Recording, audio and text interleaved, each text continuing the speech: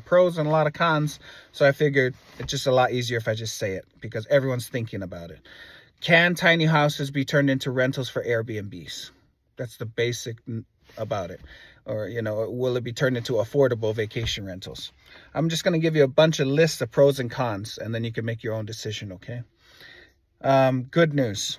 The city has hired a contractor that scans the Airbnb system because the city has permits for legal Airbnbs in Mount Shasta. And so they hire a third party to scan the Airbnb system for anybody that's not permitted on the Airbnb system. So now we can start the enforcement process. That's good news. Bad news is that the enforcement process is kind of tricky because we're losing the budgeting salaries of enforcement officers, code officers, police officers, et cetera, et cetera, et cetera. So that's the tricky part. They hired them, and now we can have a list of people that's not doing it right, but getting a code enforcement or somebody to enforce it is a little tricky. So that's what they're trying to do to stop all Airbnbs, not just tiny house. Number 2, they're starting a vacancy tax. Anybody not, that it's in the works and it's in the talks. But, if you don't live here and it's vacant and it's stalling a bunch of progress in the city, we're going to start taxing that. The other thing was that Tiny Houses on Wheels was designed for permanent residency.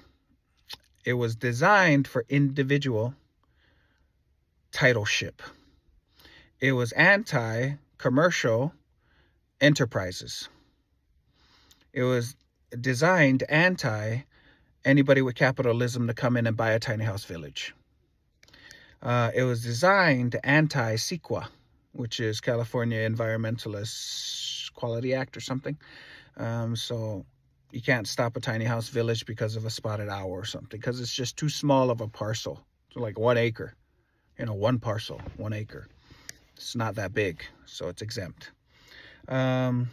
It's, like I said, it's designed for individualized titleship. So it was not designed for Airbnb inventor rental stuff. So whenever you get your tiny house and it is up to specs, which is on top of a list of ordinances, a check. It just has to have a snow load, thick insulation because of snow, highway okay because it's on wheels, all that stuff, little paperwork that you have to turn in.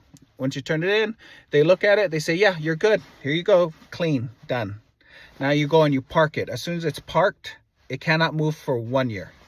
That's why it's designed for permanent residency. Now, I won't lie. If there's a fire out of nowhere in California,